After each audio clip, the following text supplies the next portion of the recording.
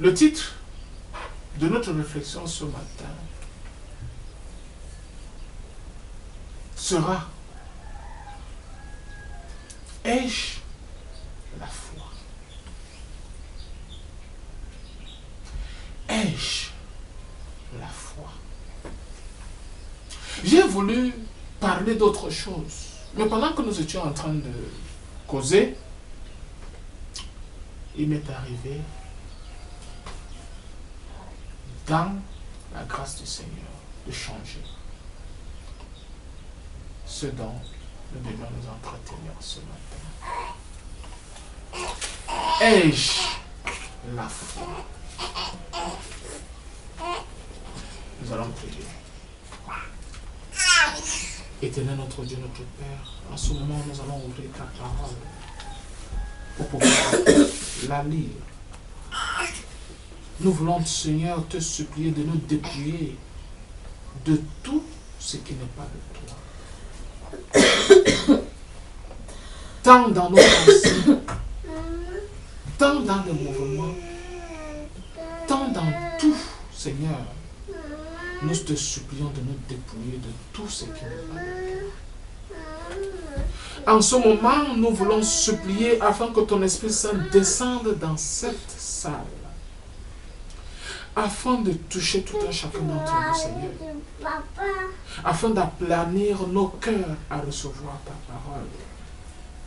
Éternel notre Dieu, notre Père, parle-nous toi-même au travers de notre bouche.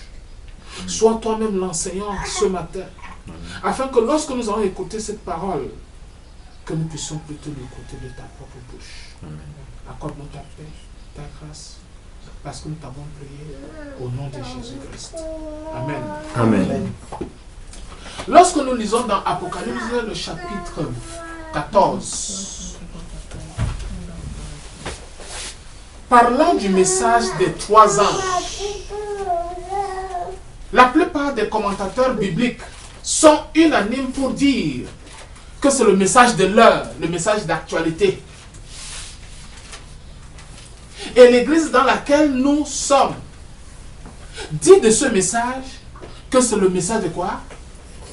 Des temps de la fin. On l'aurait même baptisé de la vérité comment?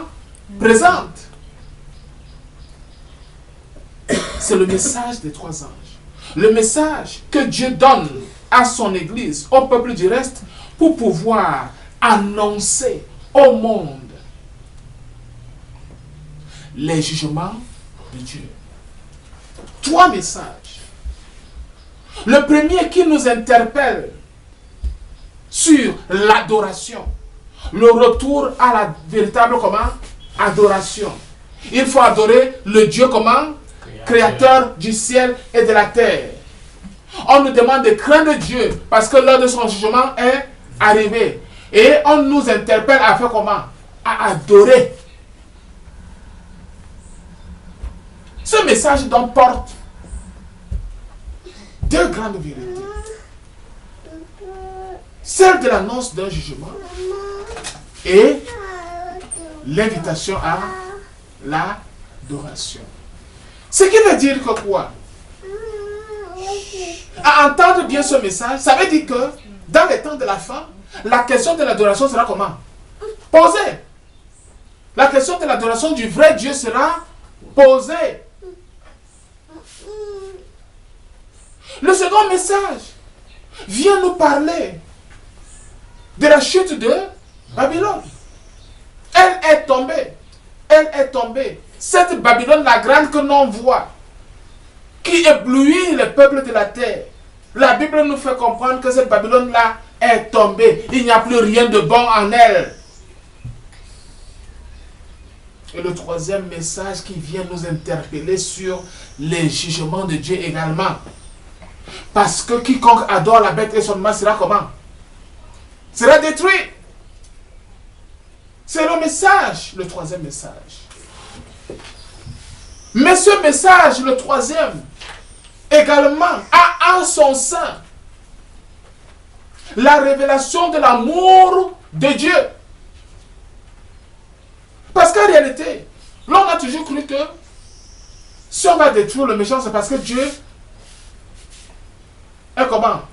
Est dur. C'est pas vrai. C'est parce que Dieu aime qu'il ne permettra pas au mal de demeurer comment?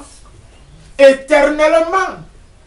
C'est parce que Dieu aime l'homme qu'il a réservé un temps où il mettra un terme à la suprématie du mal, afin que ses enfants puissent vivre dans l'éternité comment? Heureux. Parce que la Bible nous fait comprendre qu'il y a bel et bien comment? L'expérience d'une nouvelle terre, n'est-ce pas? D'un nouveau ciel, où Dieu et son peuple habiteront. La justice habitera. Les enfants de Dieu y demeureront. Oui, chers amis. Mais ce qui, ce matin, va plus attirer notre attention, c'est la conclusion du chapitre 14, lorsqu'on parle surtout du message des 3 anges, au verset 12. Il est écrit, c'est ici la persévérance des saints qui gardent les commandements de Dieu et la foi de Jésus. La Bible nous amène à comprendre que ceux-là même qui seront au service de Dieu en ces moments de la fin,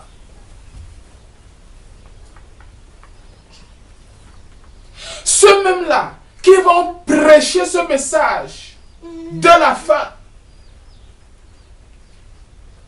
ceux qui seront actifs avec Dieu en ces périodes de la fin seront caractérisés par 2 indices forts. Le premier indice, ce sont des personnes qui gardent les commandements de Dieu. Le second indice, ils ont comment? La foi de Jésus-Christ. La foi de Jésus-Christ. On nous a lu un texte aujourd'hui, tout à l'heure, le texte de Luc, le chapitre 18, le verset 8. C'est Jésus qui parle. Hein? Je vous le dis, il fera promptement justice. Mais, quand le Fils de l'homme viendra, trouvera-t-il la foi sur la terre? Apocalypse nous fait comprendre que ceux qui seront avec Dieu seront caractérisés par la foi de Jésus. C'est pas ça? Même Jésus ici s'interroge, amène l'homme à s'interroger. Quand moi, Fils de l'homme, je viendrai, est-ce que je trouverai la foi sur la terre? Ce qui sous-entend que quand Jésus viendra, aux approches même du retour du Christ, les temps qui vont marquer même la fin seront caractérisés par une crise de foi.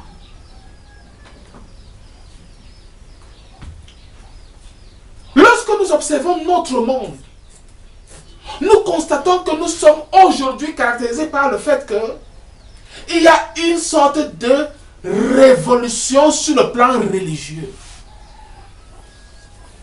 Des églises naissent, se créent chaque jour. Et on constate qu'il y a comme une sorte de réveil d'une spiritualité. Cela veut dire que tout le monde veut aller à l'église aujourd'hui. Les églises sont pleines. Tout le monde tient un langage de religiosité.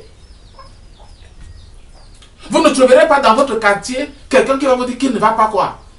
Qu'il ne va pas à l'église. On a comme impression que le 21e siècle est caractérisé par une sorte de réveil de la religion.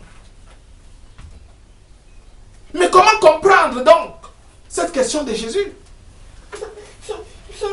Comment comprendre? Comment comprendre qu'à notre époque, au 21e siècle, qu'on puisse parler du problème de foi, alors que les gens vont de plus en plus à l'église, les gens cherchent de plus en plus Dieu. C'est l'impression, bien entendu.